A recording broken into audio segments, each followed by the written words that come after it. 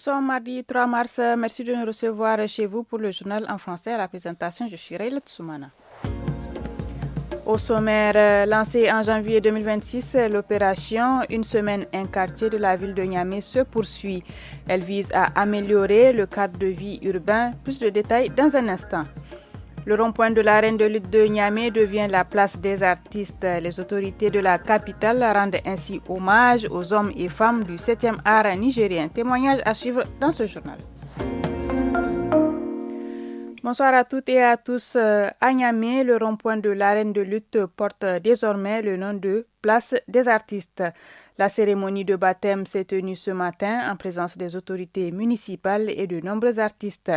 Le cinéaste et réalisateur Beidari Yacouba Hamani dit apprécier la démarche des propos recueillis par Hamsatou Mamoudou. C'est depuis 1971 que les cinéastes nigériens sont en train de lutter pour avoir une place à leur honneur. Aujourd'hui, c'est chose faite. Mais cette cérémonie n'est pas un aboutissement. C'est plutôt le défi qui est lancé aux cinéastes pour que le cinéma nigérien puisse contrôler les récits nigériens, pour que nous puissions filmer le Niger, pour que nous puissions raconter le Niger et pour que nous puissions parler du Niger dans le sens où n'importe qui l'entend pourra comprendre que le Niger n'est pas un pays à tutoyer. Cette initiative de nomination de rues et de places de la capitale vise à améliorer des figures marquantes du Niger. Dans le cadre des activités du centenaire de la capitale, les autorités de la ville de Niamey mènent une campagne baptisée « Une semaine, un quartier ». Ce matin, lors du lancement de l'étape du village de Goudel, l'administrateur délégué de l'arrondissement communal Niamey 2 a rappelé les objectifs visés à travers cette opération. Issaka Ide Oumarou est interrogé par Omar Hamma. L'initiative Une semaine, un quartier vise tout simplement un rapprochement entre la ville de Niamey, les arrondissements communaux et la population. Parce que le plus important pour nous, acteurs municipaux, c'est de faire contribuer la population au développement de la ville pour que tous les défis liés à la salubrité, à l'hygiène, à l'assainissement puissent être relevés. Vous savez très bien que d'énormes efforts sont en train d'être consentis. Il revient maintenant à la population de s'en approprier et de continuer les efforts de la ville de Niamey dans ce sens.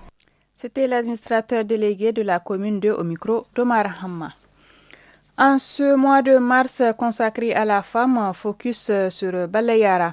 Dans cette commune, des femmes déplacées venues des communes voisines de Tagazar s'intègrent sur le plan socio-économique.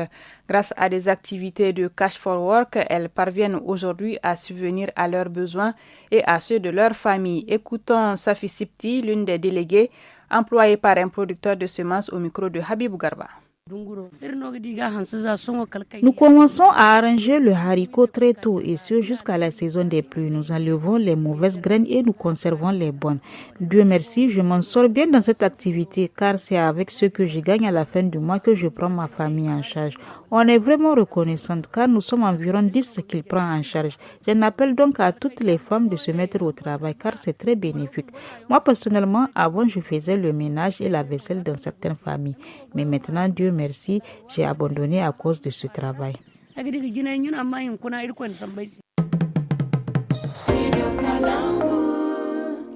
Dans un communiqué rendu public ce lundi 2 mars 2026, le ministère des Transports fixe désormais le départ des gares routières de Niamey à 5 heures du matin. Cette mesure concerne toutes les compagnies et toutes les destinations à l'intérieur comme à l'extérieur du pays. Aussi, il est interdit aux véhicules de transport public de voyageurs de circuler sur les axes interurbains de 0 heure à 5 heures. Le ministère justifie cette décision par la recrudescence des accidents interurbains et la volonté de réduire les pertes en vie humaine. Et c'est ainsi que s'achève ce journal en français. Notre programme se poursuit en langue nationale. Studio Kalangu est un média de la Fondation Hirondelle financé par la coopération suisse, la Norvège, l'Union européenne et la Grande-Bretagne.